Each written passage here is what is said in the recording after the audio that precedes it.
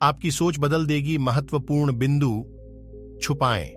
बहुत अच्छा, एक संदेश दिया गया है जो आपको आपकी जीवन में बहुत काम आएगी। दुनिया में दो तरह के लोग होते हैं। एक वे जो छोटी सी प्रॉब्लम आने पर घबरा जाते हैं और दुखी हो जाते हैं। दूसरे वह लोग होते हैं चाहे कितनी भी बड़ी मुश्किलें उनकी जिंदगी में आ जाए, लेकिन वह हमेशा खुश रहते हैं। हर प्रॉब्लम में अपने आप को संभाल लेते हैं। एक वे जो जिनके पास सब कुछ होते हुए भी लेकिन फिर भी वह हमेशा दुखी दिखते हैं। आपको हमेशा वे दुखी ही मिलेंगे। और दूसरे वे जिनके पास कुछ हो या ना हो लेकिन वह आपको हमेशा खुश दिखते हुए मिलते हैं, मुस्कुराते हुए मिलते हैं। आज हम ऐसे ही एक मोटिवेशनल स्टोरी इन हिंदी के बारे में बात करेंगे। यह कहानी ऐसी है कि आपके जीवन में हजारों मुश्किलें या बड़ी परेशानियां क्यों ना आ जाएं, लेकिन यह कहानी आपको हर मुश्किल में रहना और मुस्कुराना सिखा देगी। Motivational stories in Hindi. एक फकीर एक देश की यात्रा पर निकला। जब रास्ते में रात हो गई तो वे एक व्यक्ति घर रुक गया। उस व्यक्ति का नाम था आनंद। आनंद ने उस फकीर की खूब सेवा की और दूसरे दिन आनंद ने फकीर को उपहार देकर विदा किया। वह फकीर आनंद की सेवा से बहुत खुश हो गया और दुआएं देने लगा कि हे भगवान, आनंद को हमेशा खुश रखना और वह हमेशा दिन प्रतिदिन आगे बढ़ता ही रहे।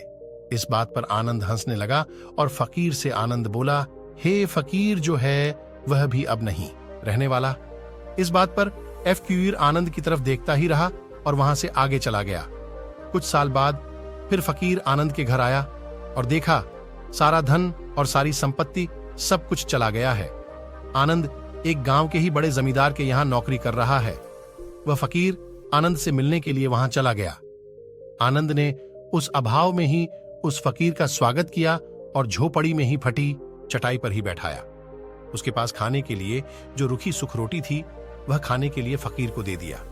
जब फकीर वहां से जाने लगा तो उसके आंख में आंसू था और फकीर कहने लगा, हे भगवान, तुमने यह क्या किया? तो आनंद फिर हंसा और कहने लगाया, अरे फकीर, तू क्यों दुखी हो रहा है?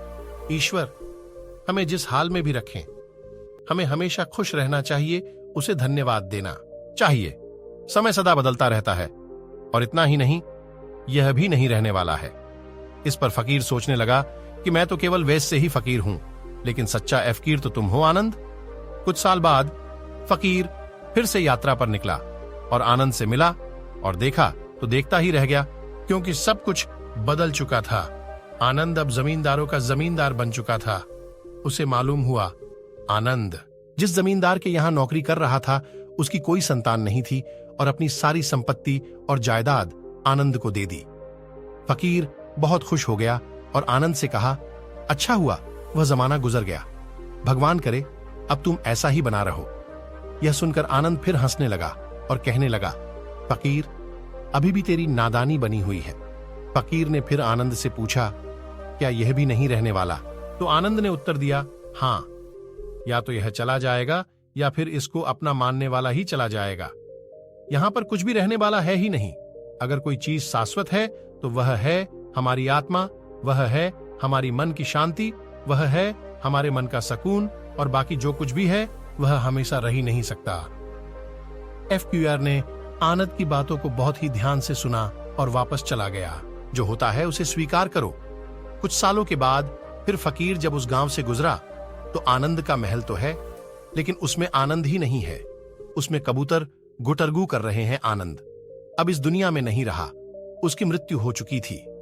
वह फकीर मन ही मन सोचने लगा कि यह एक इंसान जिंदगी भर कितना दौड़ धसता रहता है और रोता रहता है, दुखी होता रहता है। जिन चीजों के लिए इंसान टडिडीएच पता रहता है, दुखी होता रहता है, वास्तव में वह चीज जो हमेशा रहने वाली है ही नहीं, वे सारी चीजें बदलने वाली हैं। यह कहानी यह शिक्षा देती है कि हमारे जिंदगी में जब भी कोई मुश्किल, तकलीफ या दुख आए तो हमें यह सोचना चाहिए कि जिंदगी में इससे पहले मुश्किलें या उलझने आईं तो क्या वे हमेशा रुकी रहीं?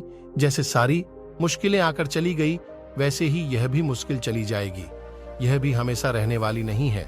तो आप हमेशा याद रखिए कि जिंदगी में कितना भी बड़ा दुख क्यों ना हो, वह हमेशा रहने वाली नहीं है। ये दुख भी चले जाएंगे। एक बार अकबर ने बीरबल से कहा कि बीरबल, आज कुछ ऐसा लिखो कि जब मैं खुशी में पढ़ूं तो दुख, और जब दुख में पढ़ूं तो खुशी हो। तो बीरबल ने लिखा, ये वक्त भी बीत जाएगा। ये एक ऐसा वाक्य है, जब इसे खुशी में पढ़ेंगे तो दुख होगा, और दुख में पढ़ेंगे तो खुशी होगा। मुझे उम्मीद है कि आप सभी को आज का यह कहानी बहुत पसंद आया होगा। यदि पसंद आया हो तो कृपया आप इस कहानी को सबके साथ में शेयर जरूर करें। बहुत बहुत धन्यवाद।